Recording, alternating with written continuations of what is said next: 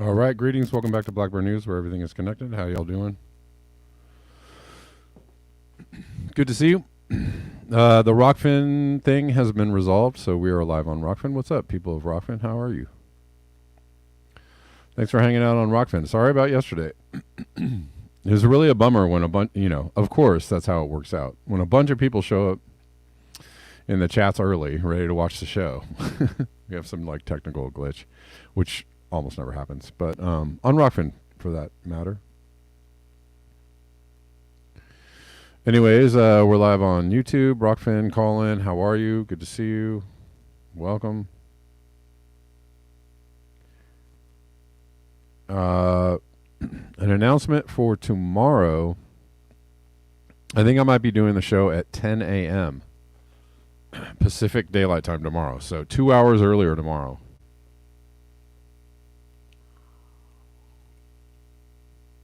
Pretty sure that's going to happen, but if you see a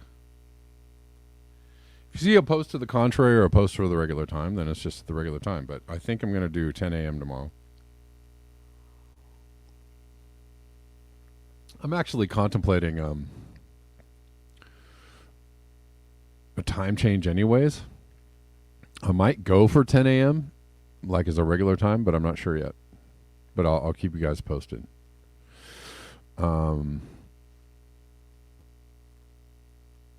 Anyways, really good way to support the channel. These are the best ways, most direct ways, most absent of middlemen ways. Venmo at Kevin Sandbloom, Cash App at Red Llama Music, buymeacoffee.com at Black Bear News.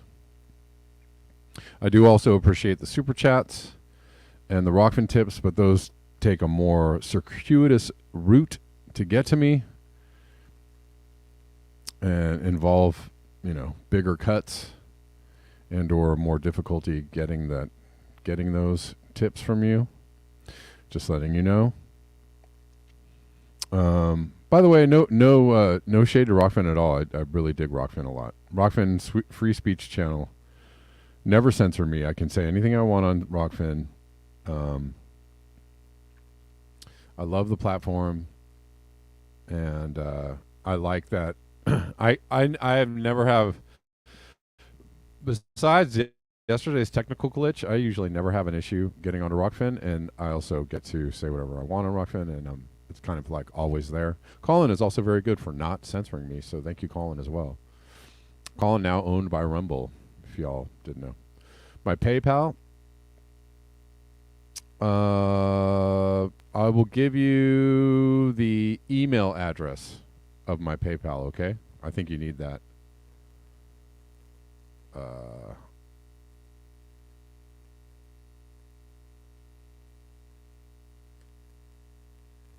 That's the email address for my PayPal, Obsolete Optics. You can find me there. I had some other quick link, whatever you can find me at Kevin Sandbloom at PayPal too, I think, but that's the email.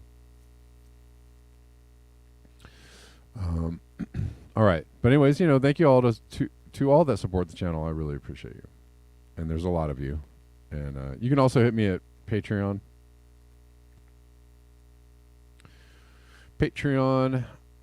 I'll probably put my PayPal in the banners too as well, so maybe tomorrow. Yeah, Patreon at Black Bear News, you can get me there too. PayPal is totally acceptable. Yes, Obsolete Optics, yeah. It is. I don't know why I don't list it. I don't know. I just don't. But I stopped doing that. But I'll list it again.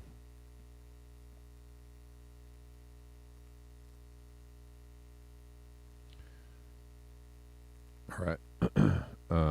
All right. Oh, and you can follow me at Twitter, Black Bear News, the number 1. Let's get into it. As usual, there's a lot to cover.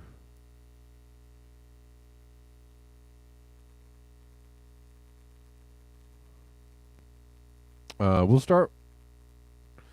This is a very interesting article Fantoma sent me. And, you know, this is one of the reasons why people have a really hard time,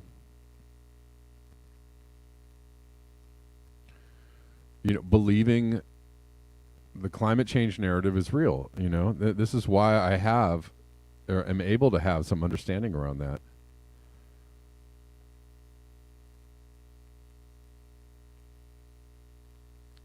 That, as with almost anything else, the issue of climate change has been turned into something of like a money laundering operation, right? Or an investment opportunity. Oh, I don't mind the fee. Obsolete optics, it's all good. You don't worry about the fee. There's a fee with, you know, there's a little fee with all of them, right? With Cash App or Venmo, there's a little bit of a fee. Although Venmo, I think you can do friends and friends on Venmo.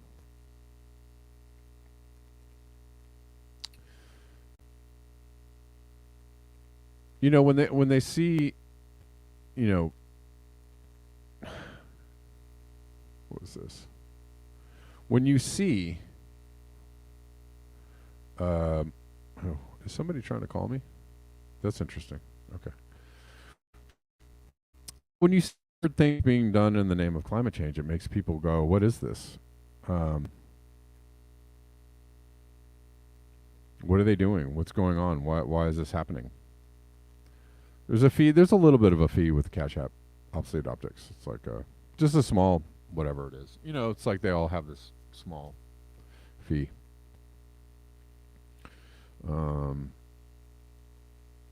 It's not a lot.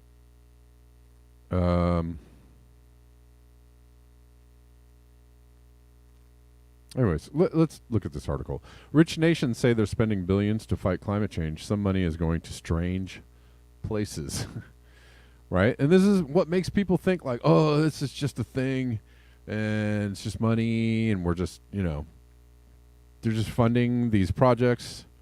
I think you can send it to me on, sorry to interrupt, Obsolete Optics. You can send me Venmo money without a fee. I think you can do that. In order for me to cash it out, there's a little fee for me to cash it out. But there's, you know, there's always a little tiny fee. Anyways. I did get a nice Cash App from Brett Wolf. Thank you, Brett Wolf. That is completely awesome. Thank you for the thanks for the donation. That's very cool. Appreciate y'all. Yeah, it really helps. Honestly, it does, because I'd be putting in a lot of work at the other job, or the other several jobs that I have. I have many jobs, but trying to make it all make sense, you know. And I love doing the show, and I love. Oh, that's you, Brett Wolf. Oh, thanks, Obsolete Optics. You're the man. Sorry, didn't mean to expose your government name, but and I didn't know that. But thank you for the donation. That's really very generous. Thank you.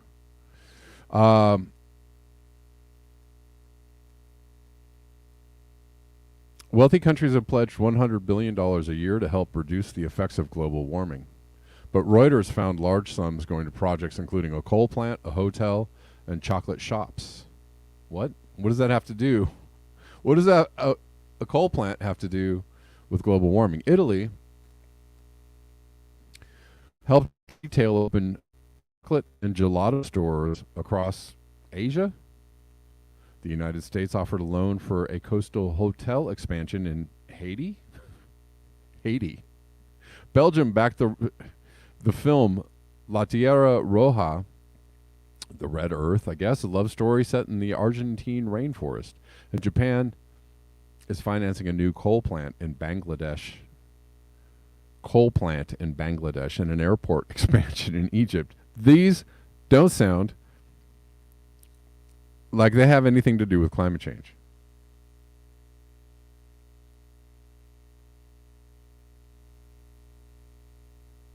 Right? This doesn't sound like it has anything to do with climate change. And when people find out about this kind of stuff, when they hear about this kind of stuff going on, they understandably are livid, right? People are like, what? What the hell? All this money supposedly to save the earth and is going to what? To fund, slushy projects like chocolate shops in Asia? It's going to fund airport expansion and coal plants? That doesn't sound like climate change to me. So no wonder people are confused. No wonder people are skeptical of the elites. No wonder people are like, this climate change thing sounds like a lot of hooey. No wonder. I'm not saying it's okay to think that because it's wrong based on the data and the evidence, but it's not hard to see why. When you lie to people, when you do stuff like this to people, you create confusion, you create mistrust and misunderstanding. And it is, really unconscionable. Funding for the 5 projects totaled $2.6 billion, and all 4 countries counted their backing as so-called climate finance. Grants, loans, bonds, equity investments, and other contributions meant to help developing nations reduce emissions and adapt to a warming world. It's the same thing with carbon credits, right? People see carbon credits as a big, fat scam, and it is. So when somebody climate communicator is like, we really need to work on these carbon credits, it's no wonder that people are like, cállate, stop that. It's no wonder that people are like, carbon credits, get out of here with that. It's no wonder that people do that, because it is a scam. It is a money go round. It is just, it's pushing things around to make it seem like you're doing something, and you're not doing anything. It is very frustrating and very angering that this kind of stuff is going on. Developed nations have pledged to funnel a combined total of $100 billion a year towards this goal, which they affirmed during climate talks in Paris in 2015. The funding helped crown Japan and the United States as 2 of the top 5 contributors. Although a coal plant, a hotel, chocolate stores, a movie, and an airport expansion don't seem like efforts to combat global warming, nothing prevented the governments that funded them from reporting them as such to the United Nations. Wow. Well, nothing enables money laundering like unaccountability. Nothing enables,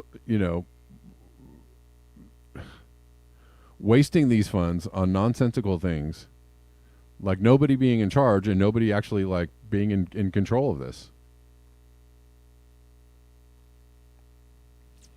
In doing so, they broke no rules. That's because the pledge came with no official guidelines for what activities count as climate finance. Though some anything. Yeah, I need I need a couple of new SUVs for my business. Is that climate finance? Sure. Of course it is.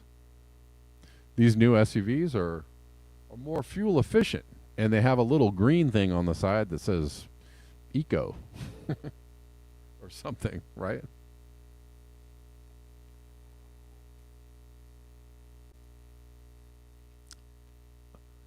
Through some organizations, though some organizations have developed their own standards. The lack of a uniform system of accountability has allowed countries to make up their own.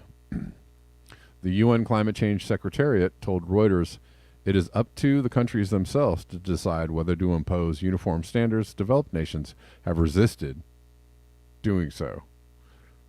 And so, right, they can spend that money on whatever they want too.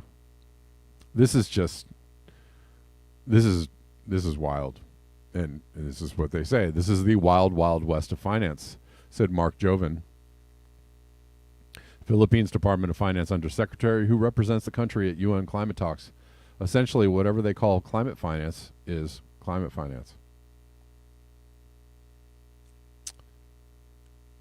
Developed nations reported more than 40,000 direct contributions towards the finance target, totaling more than $182 billion. That is a lot of money. From 2015 to 2020, the last year for which data is available. Oh, we don't have any data for the last couple of years. Takes a while. In an effort to understand how that money is being spent, reporters from Reuters and big local news, a journalism program at Stanford, examined thousands of records that countries submitted to the UN to document contributions. The system's lack of transparency made it impossible to tell how much money is going to efforts that truly help reduce global warming and its impact. Wow. All right. That's amazing. That is amazing. You know, I am starting to get. I'm very, very tired of a lot of climate communicators and people that say that they care about the climate doing stuff like this. This is really not helpful. So, there's going to have to be. It's it's almost like the doomers are the true people that are concerned about the climate, right? Doomers and doomer adjacent. It seems like those people are the only ones that are really, really concerned.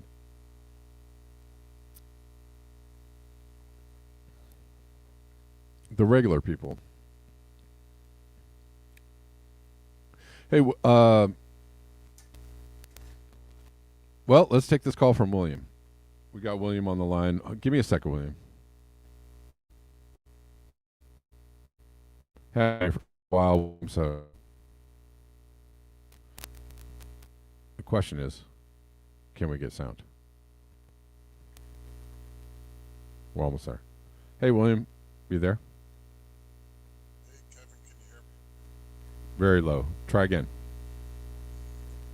Okay, check. Hold on. Hello. You're almost there. You're very low. I don't know why you're very low. You're there, but you're extremely low. Try again. Is it on your end? Check, sound check. Is it on your end? Try again. Hold on. William, how's it? Okay, hold on. Keep trying. Hello. You were almost there. Sorry, I don't know, man. All right. The old razzle dazzle. Sorry to the Oh chat. my Sorry to the goodness. people listening. William came in very hot there. Okay, you're on, William. I'm on. When I was learning to play football, you have to learn to get in a stance first and learn on the spin is, all these elites and everything. Gee, I don't know. Aaron Salter was able to create a hydrogen-powered truck, have the hydrogen jet around in his car, and he suddenly died along with who else?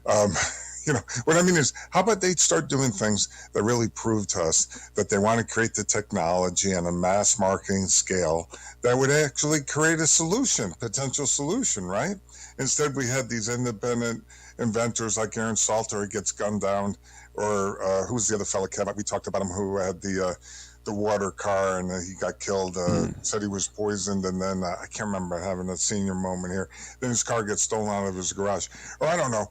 What I'm saying is, we've talked about this, but it's enraging to me that we hear always all these high-tech, nonsensical things that can't possibly work when we haven't even started to provide the very fundamental things that you and I've talked about, even in passive solar technologies that could have been done that they used to do. Like, remember you talked about the windows that open from the top to let the hot air out? Remember Right. we were talking about that? Right. You Right. know, Right. I mean, it just goes round and round, doesn't it? Isn't it just more insanity after insanity because you can't get these It, codes passed, or people aren't even aware, you know, to create these changes they can in the home, these simple changes like improving the net-free vent area in their attic to get the hot air out. You know sure. what I mean? Right. The very fundamental things that I'm sure is someone like you, I don't know if you have your own place, it sounded like it, but things you probably done around your house, or Yeah. things, like awnings on sunny windows that you can retract. You know, Sure. Right. you know? Or you know, big old blackout curtains also work. Yeah. You know, it makes it a little dark, but like in the middle of the summer, early in the morning, I just shut all the windows up with some curtains, right, and keep the sun out for as long as possible. It keeps it nice and cool for, most of the day, better part of the day. I really avoid using the AC at all possible costs. Yeah, I know. I hear that. And I don't, and it doesn't even make sense in my studio because my studio is not insulated. It doesn't even make sense to run AC. It's just ridiculous. So I just use airflow to keep the studio cool, which mostly works. But do I want to go for the whole insulating the entire studio just so I can run an AC? I don't know yet. I don't know if I'm really into all that yet, but maybe. But yeah, I mean these there are a lot of solutions out there that require nobody to make profit, or very little profit, or will take down people's profit, quite a bit. What did Jim Carrey? I was playing something from Jim Carrey the other day, and he was talking about pharmaceutical companies, and he said what we're asking is for pharmaceutical companies to take a hit in their profits for the well-being of the children, right? And it's like, and you could apply that liberally to anything else, right? Sure. You got take a little less profit for the betterment of humanity or for the betterment of the planet, right? It's like no, we can't do that. And if you see all the solutions require lots of investment and heavy equipment and moving and shaking and development and everybody buys a new thing, a new product, right? It's just you got to retrofit your home and get a whole new doodads and all this kind of stuff. Like nothing involves simple fixes that it won't cost much, that don't require huge energy, huge companies, and investments of energy in order to get these things changed, right? So, I don't know. It's true. Like, for those who don't know, in your soffits, you can easily cut in venting. You just go pick up the vents at Home Depot or wherever you want, and then cut it in with a small little microcircular saw and screw it in. Then you have, or gable end vents or roof vents. You can create that net-free vent area if you're handy. If not, it's pretty inexpensive to hire, relatively speaking, to hire a handyman to do it. You know what I'm saying? Right. And right away, that can help get that hot air out of your attic so you don't have to fight that hot air all night long. You know what I mean? As it drops down from your attic. Most people don't even realize. And a lot of the old homes are completely inadequate in that ventilation. Right. And it's like people might hear that. We never know. And the show who heard that, who started to modify in that way. It's a wonderful thing about your show. I appreciate your platform because we don't know what little things that are said that someone goes, never heard of that. Oh, that sounds pretty cool. Oh, for sure. Absolutely. So, right. I appreciate you taking the call. I just remember Stanley Meyer was the water car. What happened to the technology? All that went with him when he claimed he was poisoned and dropped dead. Remember? There's been several. Yeah, and that's I mean, we're literally killing the planet for profit. For profit. I know. And so, it doesn't look like they want to stop. No. They're gonna save the planet for profit. Yeah. So yeah. And there's not going to be any saving going on, but they're going to do it. No. They're going to do it. They're going to wring every last dollar out of it. Mm-hmm. Yeah. Thanks for calling in, William. I appreciate you. Yeah, same here, Kevin. Thank you. All right. Peace. All right.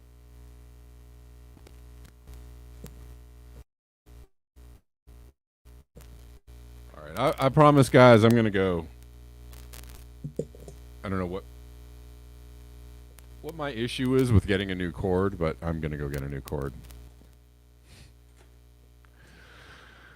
because that's getting a little bit frustrating. I just want to take calls and not have to wrestle with that thing. Okay. This is from Jem Bendel. Oh, yes, he did. He went there. Here's a graph with a bit of context on world population. From page 233 of Breaking Together. He's doing a good job plugging his book. It's a worthy cause, right? How do we understand and grapple in a conscious way about climate change? But I mean, I don't know. Do you need any more context than this? This is world population. Over the last, going back, 10,000 BC or BCE? But you can see from about 2,000 years ago to about now. Wham! And I don't know. Joseph was asking me the other day.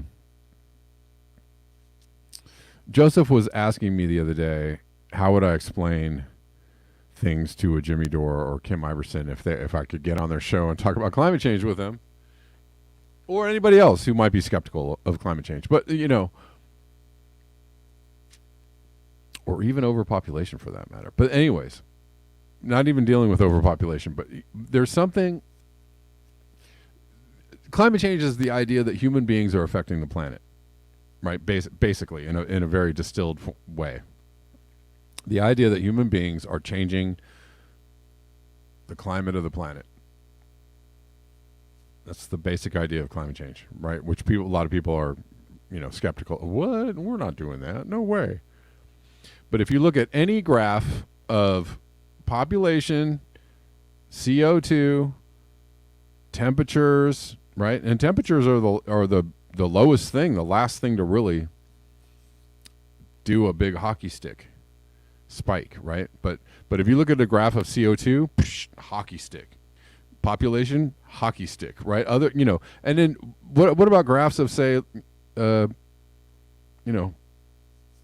plastic pollution and all kinds of different forms of negative impacts that we're having on them, loss of forests and loss of insects and loss of, mammals.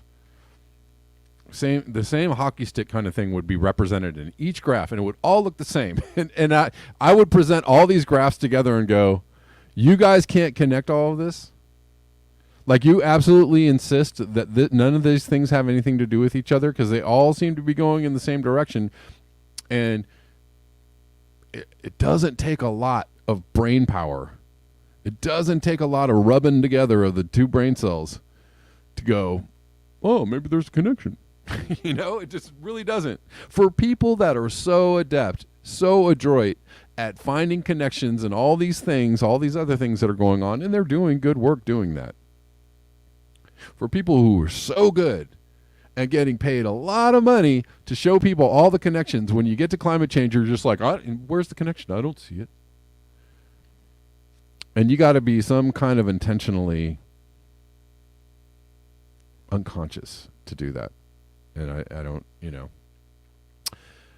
and I forgive you for being, I understand if you don't want to look at it. I understand if you don't want to think about it, take it in inside and really contemplate it and sit with it. I understand if you don't want to do that. I get it. But don't call it news. Don't call it journalism if you're going to be intentionally unconscious, okay? Don't do that. Because that's also, on a sense, not being brave, right? For people who are so brave about other things, you just don't want to be brave about this one. Okay. Again, I forgive you, but it ain't journalism. All right, Phantomas. Oh, Phantomas, give me 1 second, please. I got to do this thing, which is starting to become I'm sure annoying. Hey. Oh, hey. You know what, guys? Hi, Phantomus. How you doing? You there? Shoot, I had you for a second. You there? Oh, dang. You were in there, sir. Where'd you go? Hello? Ah, crap. Hello. Oh, hi, I got you. Okay. Hold on. Keep talking. Hello? Sir? Hello, Phantomus, are you there? I'm sorry. I'm so frustrated I can't really help but just be silly about this. But it's almost become kind of unworkable. How you doing, sir? You there?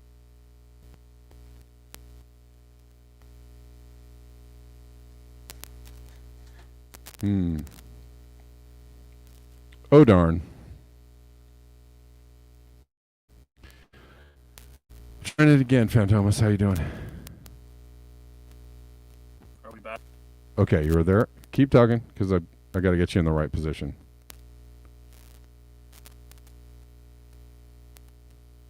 Oh, my. Guys, I'm sorry about this. This is incredibly unprofessional. You there? No. I don't know what's going on, Phantomus, honestly. Had you for a second, and you're gone. I think this... Phantomus, I apologize, man. We're going to have to leave this for another day. I'm going to have to really just... I think my cord has just completely and utterly given up the ghost. Okay, sorry about that. Sorry about that. I apologize. I just spent the whole show wrestling with it, and my bad. Got a super chat from Basil Peterson. Thank you, Basil. Says, sorry I've been missing your show, but life has been rough here for a while.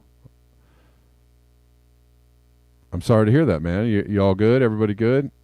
Hopefully you are, not dealing with too much.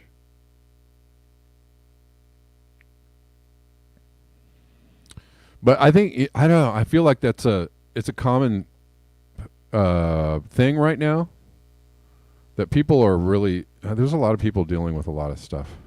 And,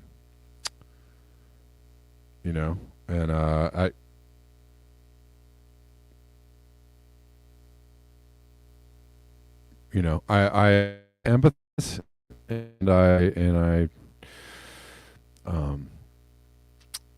acknowledge, and I also relate to everybody kind of struggling right here. So I just feel like a lot of people are really struggling with a lot of things, whether it's finances or whether it's actual like climate change or taking people out taking people out of their routines or out of their normalcy. That's a thing that's actually happening, right? We know this. Health issues are also taking their toll on people.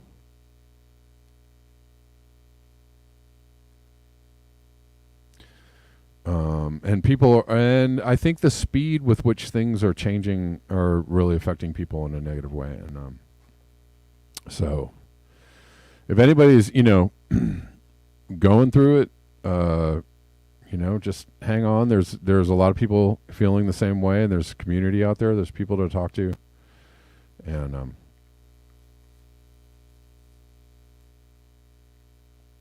the way we're going to get through this is together.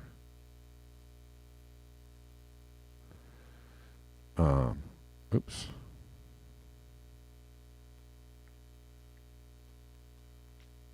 All right, let's keep this moving. I do apologize, Phantomus. I'll get you tomorrow. I'll get this cord situation figured out. This is from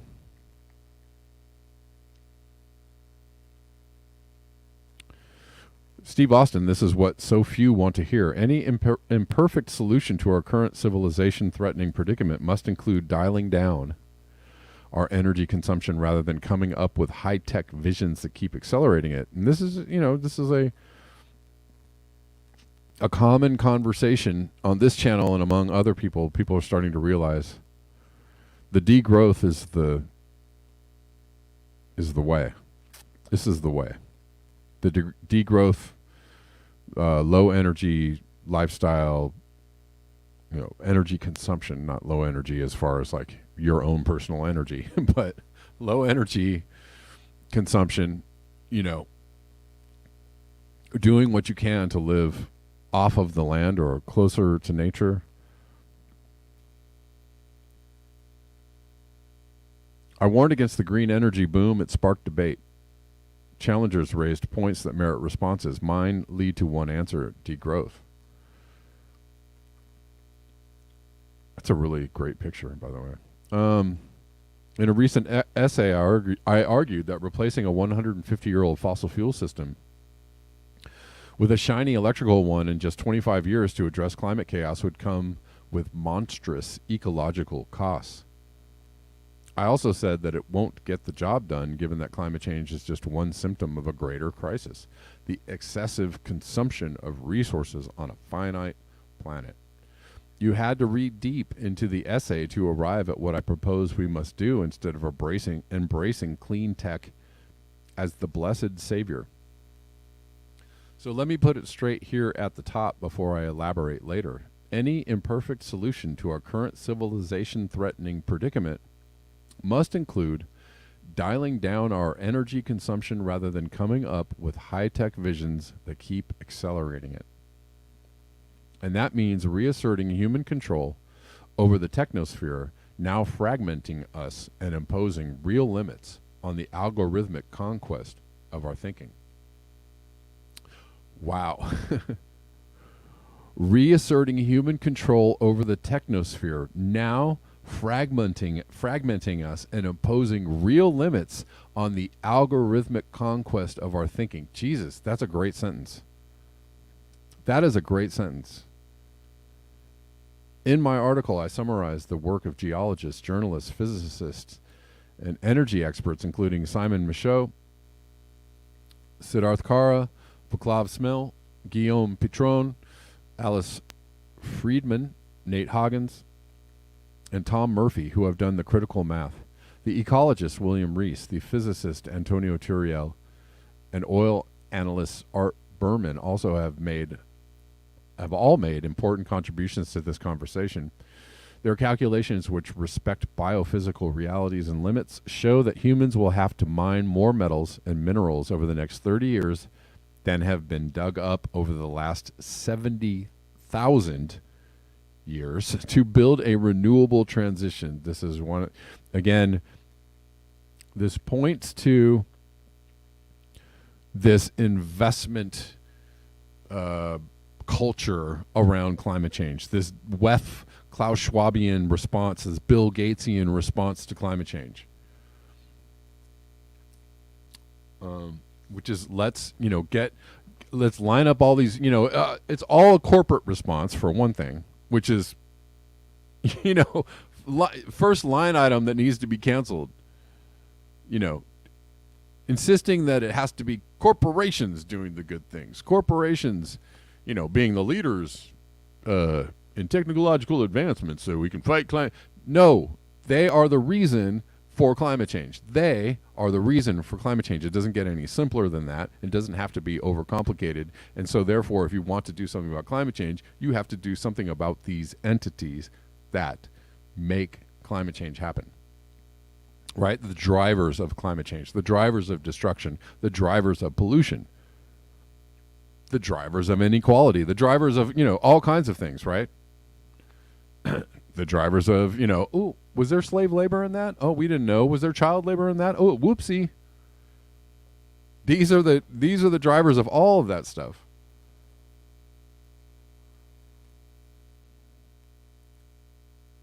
So if you want to fight climate change, well, the corporations should not even be part of the conversation. Why are they even being allowed to be part of the conversation? They should be absolutely not be part of this. The only reason they're part of the conversation, or the drivers of the conversation on some level, is because There are mucky muck big wigs who get to meet every year in some, Swiss Alp kind of place and go, well, this climate change is really a problem.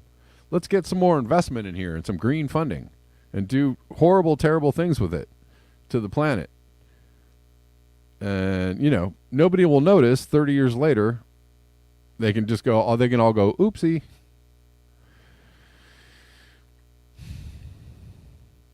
I mean, the answer really is only ever going to be people-driven, community-driven.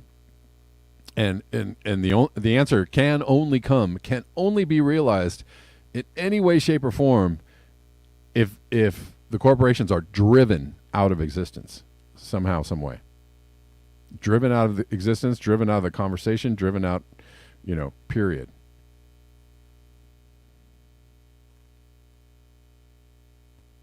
And there are many means to do that, right?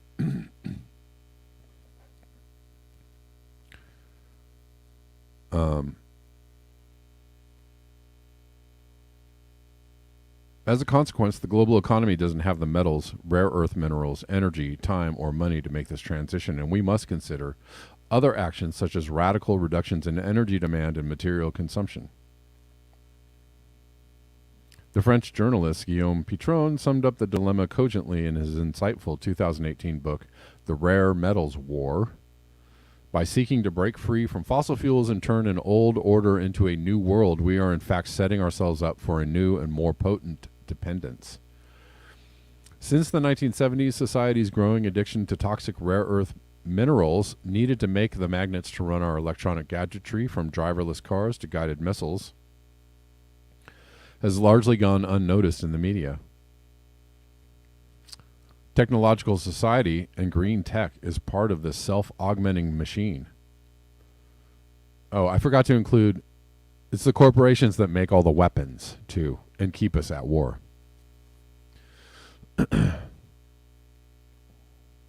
They are the drivers of that kind of stuff. And the drug trade, and human trafficking, etc., etc.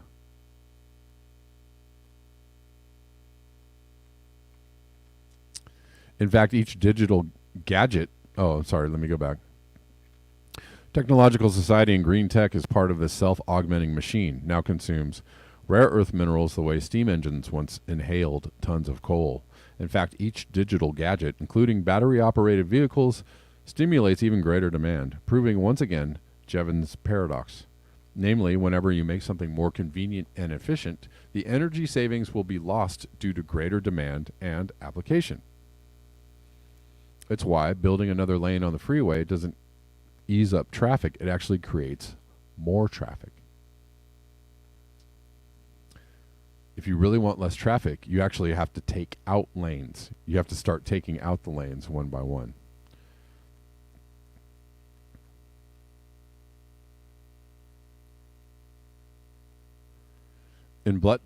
Or take them all out. Take all the lanes out. In blunt terms, the experts also pointed out that a so-called green world would look a lot like China, a leader in rare earth production and refining and so-called green technologies. But in championing China as a green pioneer, Western environmentalists have neglected the hidden ecological costs, polluted villages, cancer-plagued citizens, and piles of electronic waste. On top of that, China is addressing climate change on some levels, but they're also ramping up this incredibly dystopian technological authoritarian state, which is serving as a blueprint or a model for every other country in the world and what they want to do in order to control their citizens. And so China is not a good player on any level. And I know that there are some things you can applaud China for, like trying to seek peace agreements across the world, trying to dissolve tensions in certain regions like the Middle East and Ukraine. You could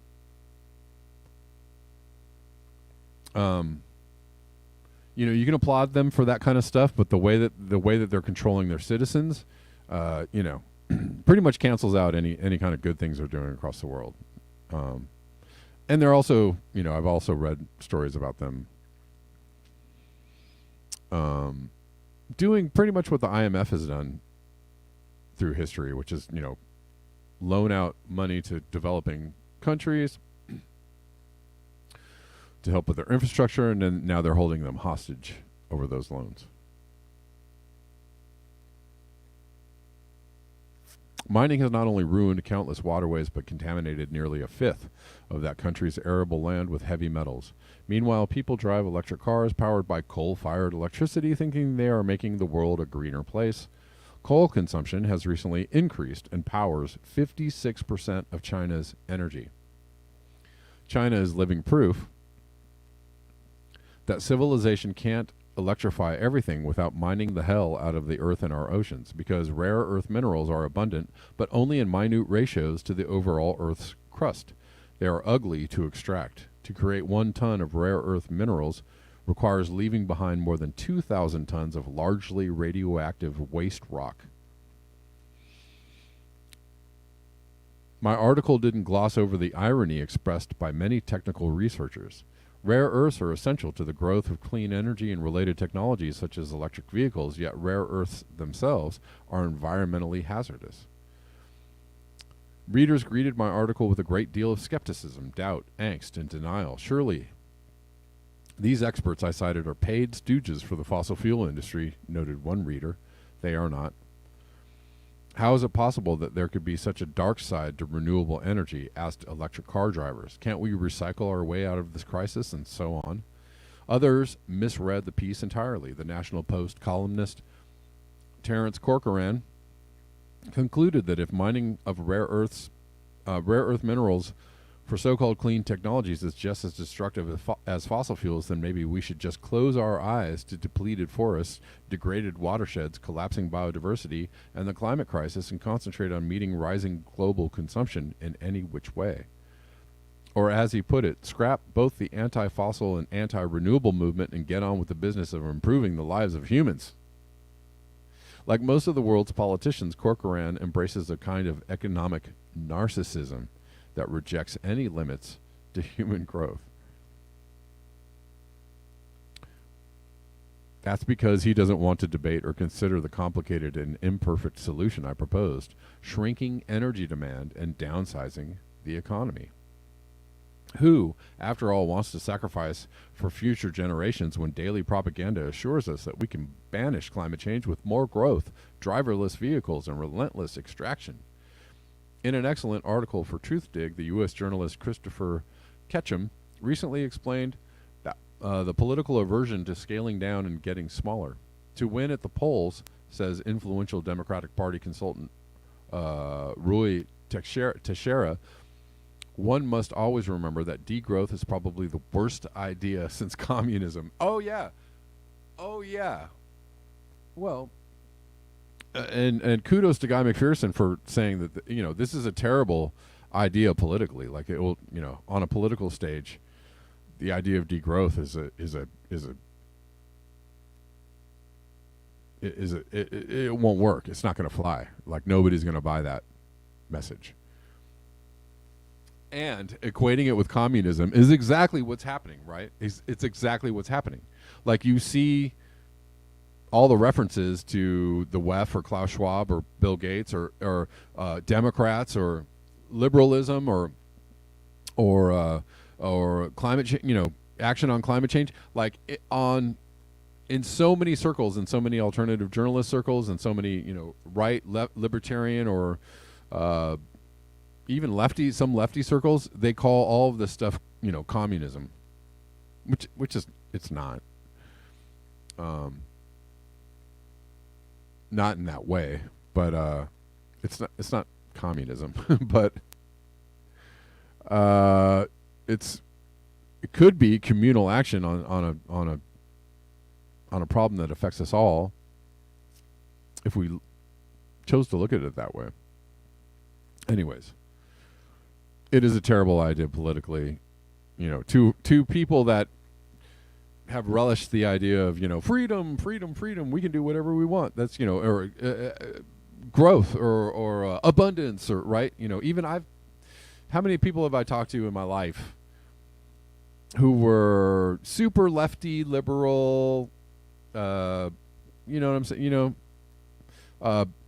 We'll call them like hippies or ex-hippies, or kind of in that sphere of like being spiritual, but also kind of, the crystals and right, and astrology and numerology and keeping it all, and tapping into the whole, but it's all abundance, right? From these folks. they're like, yeah, okay. I mean, yeah, sure, abundance, spiritual level. Yeah, okay, I get all that. But there's actual physics at play. And, I think there are times in history when spirituality has possibly overcome physics a few times, but most of the time physics wins. Most of the time, on a vast majority, physics wins.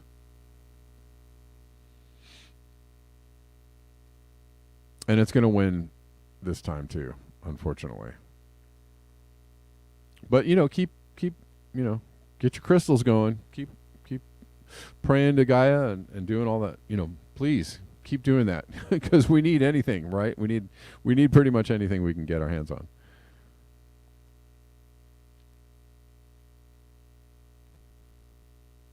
Successful politicians must offer an optimistic program that technology can produce an abundant future.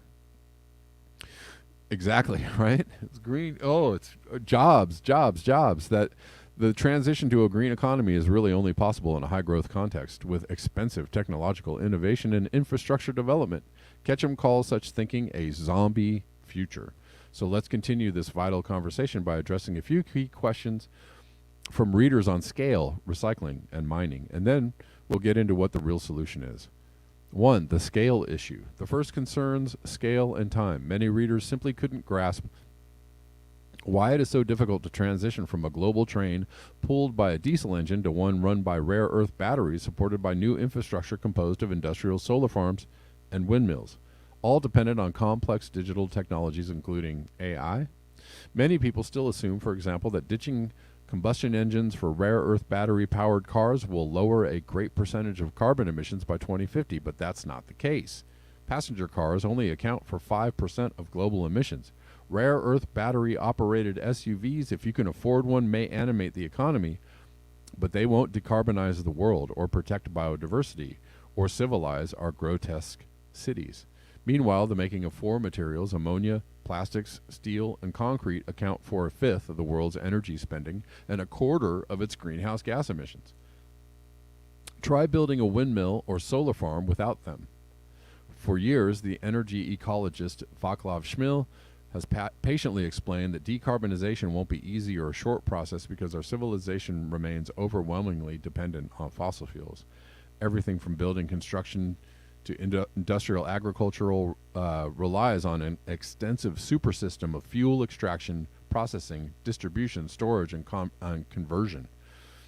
And a complete displacement of it will directly affect every person and every industry, not least the growing of food and the long-distance transport of goods and people. The costs will be stupendous. Schmill notes that fossil fuels composed about 86% of all primary energy spending in 2000. Fossil fuels run the world, right? 86% of all primary energy spending in 2000. Despite 2 decades of hype about clean energy technologies, the global economy still gets 82% of its energy from fossil fuels. So what are the chances of reducing that dependence from 82% to zero by 2050 when it took 20 years to move the energy dial by 4%, asked Schmill. And how can the world propel solar and wind, now representing just 6% of the globe's primary energy, to 100% by 2050 without fostering a relentless mining boom, all supported by oil? Inertia is another unspoken hurdle. Civilization has used fossil fuels to create a great wheel of extraction and consumption that demands more energy to spew forth more stuff and waste. Even if the world stopped GDP economic growth, now around 3%, the long-term decadal scale growth in resource demands and waste production will continue to accelerate, researchers recently concluded. They say, it is only by collapsing the historic accumulation of wealth we enjoy today that our resource demands and waste productions will decline. That is not a palatable message, but it's the truth. Collapsing the historic accumulation of wealth we enjoy today. Collapsing the historic accumulation of wealth we enjoy today. 2. The recycling paradox. Many readers thought we could solve the problem of rising demand for materials and metal for renewable technologies with recycling. Yes, let's recycle solar panels, wind blades, and rare earth batteries. Let's also repair and reuse, but we must recognize society hasn't even begun to address the scale of its waste problem. The scale of electronic waste reads like a horror story. The global economy casts off about 51 million tons of toxic electronic gadgetry to landfills every year. Embedded in 1 million cell phones are 24 kilograms of gold, 16,000 kilograms of copper, 350 kilograms of silver, and 14 kilograms of palladium. Incredibly, we currently recycle only 20% of this waste. Moreover, the gods of economic growth encourage the faithful to buy more and more digital gadgets. Every American throws away an average of 20 kilograms of electronic waste a year. Meanwhile, the media floods our senses with glowing reports on the latest must-have disposable digital objects, everything from cleaning robots to neck massagers and headphones. Recycling this electronic waste is problematic because a cell phone might contain up to 50 different metals and minerals. Separating out those materials takes energy, chemicals, and capital. It is much easier, for example, to recycle copper wire and aluminum cans because these metals already have well-established markets and recycling systems.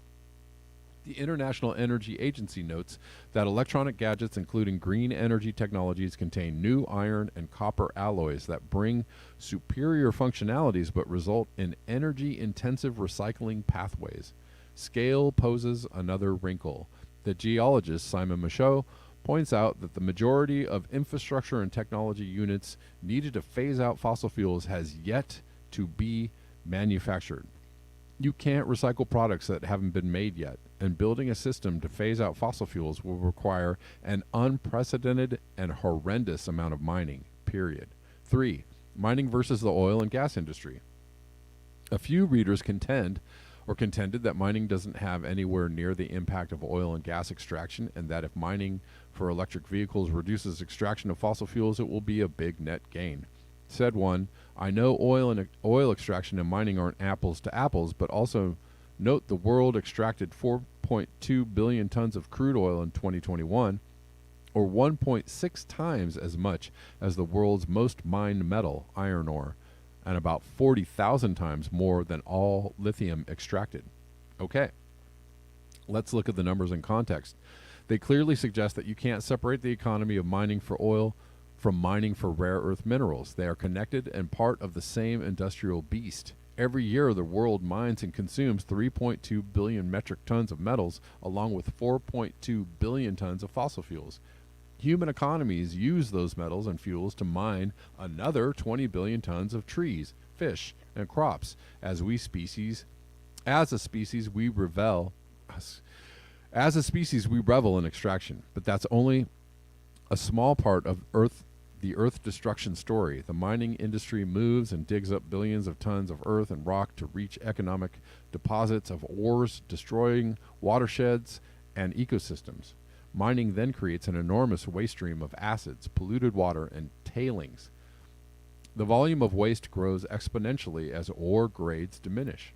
For each ton of copper or zinc produced, the industry vomits 20 to 200 tons of waste rock. The U.S. alone produces 1.8 billion tons of mining waste. Canada produces 800 million tons of solid mining waste, of which oil sands mining, which entails scraping and upgrading bitumen from vast amounts of clay and sand, is a major contributor. In fact, the mining industry produces 30 times more solid waste than municipal and industrial streams combined. Acid mine drainage can last thousands of years. Given that renewables only provide 6% of the world's energy, a transition to clean tech energies would exponentially grow the demand for metals and rare earth minerals, and along with them the destructive prowess of the world's mining industry. In his book Extracted, The physical chemist Ugo Bardi noted that if every electric car owner had to accommodate the waste ore needed for the copper and cobalt in their vehicles' batteries, the entry to their homes would be shrouded in several tons of waste rock. So what is the answer? Degrowth. Given the destructive capacities of mining, either for oil or rare earth minerals, many readers then asked, what do we do? If the task of replacing our fossil fuel system with an electric system dependent on rare earth minerals merely shifts problems around, where should we place our efforts? How do we manage an energy descent? The energy ecologist Vaclav Smil provided a good answer in the Tyee book. In the Tyee back in 2013, but few seem to like it. What's wrong with reducing energy consumption by 40% and going back to living standards of the 1960s? Schmill asked. 1960s. Like that wasn't, that wasn't a long time ago. That wasn't really, hard living in the 1960s. He also encouraged political leaders to do what is doable, namely consume less, travel less, build less, eat less wastefully, and design cities that do not demand lengthy commutes and that respect size limits. But few pundits care for these low-tech solutions and behavioral changes. Politicians would rather champion green options that accelerate economic growth and mining of the planet's last resources, including fossil fuels. Schmill's practical solutions are also rejected because they imply dramatic limits to economic growth. Economic growth does to the planet what the multiplication of cancer cells does to the human body. It overwhelms and destroys living systems. In blunt terms, we need an energy strategy that pointedly shrinks economic activity over time, the same way chemotherapy effectively diminishes a cancerous tumor. Dare we imagine what comes after, the resulting new definition of life lived well? A civilization that really gave a damn about climate chaos wouldn't be chomping at the bit to replace every one of the world's 1.5 billion vehicles with battery-operated ones. It would advocate for fewer cars altogether, shorter transportation networks, and localized economies. It would make cities smaller and more walkable. It would ban yachts, cruise ships, private jets, and SUV vehicles, whether with battery or combustion engines, because they represent a decadent waste of materials and energy. All I can say is hear, hear. A competent civilization would also tax out of existence monster homes. They also represent another issue no political leader wants to tackle: rampant economic inequality. A responsible civilization would also begin to radically limit air travel. Do the readers of the New York Times really need to fly to Shanghai or Barcelona for 36-hour pleasure junkets? It, too, would tax the oil and gas industry for every joule of methane that leaks into the atmosphere. Where's the political party pressing for these first step changes? Sorry, that's a typo there. Where are the political leaders advocating for saner energy appetites? Where are the philosophers decrying our materialism? Where are they're right here. They're right here. There's some people out there philosophizing about not using so much stuff. It's not, but they're called, crazies, lunatics, nutbags. Where are the leaders championing probity, humility, and good livelihoods with less energy? The tribal future. Faced with multiple crises, the world appears to be rapidly separating into four camps, notes geologist Simon Michaud. The tribes consist of old schoolers, Vikings, realists, and Arcadians. The old school or business as usual crowd believes we don't need to panic and that the rising chaos is just a blip. They believe that normal just sits around the corner like a dutiful dog. In contrast, the Vikings, astute opportunists, don't want to change anything. They just want to take advantage of the great unraveling and do what Vikings do best: pillage. Meanwhile, realists are asking hard questions about how we get out of this mess and ensure communities have the food and energy they will need in the next 5 years. And then comes the long-term thinking Arcadians. They are asking, how do we learn to live with less and do better to prevent the exhaustion of Earth's resources? How do we acknowledge biophysical limits and address climate change as just one symptom of a graver overconsumption crisis? What technologies are appropriate and which are not? How do communities prepare for collapse if we can't manage an energy descent? As I noted in my original essay, that's the difficult conversation we need, and one that our old school leaders need to continue to avoid. Jesus, had a hard time reading the last of that. Anyways, that was a great article. I really enjoyed that. I hope you did too. Thanks for hanging out with me, guys, today and every day. Thanks, everybody, supporters of the show. Appreciate you. I mean, you're all supporters of the show, but people support in various ways. Rockfinders, thanks for hanging out. You all are beautiful. Thanks for hanging in there. I'll be back tomorrow, and likely everyone who didn't hear it earlier, I will likely be back tomorrow at 10 a.m. Pacific Daylight Time. So 2 hours earlier tomorrow will most likely be the time. So I will see you all there tomorrow. And until next time, peace.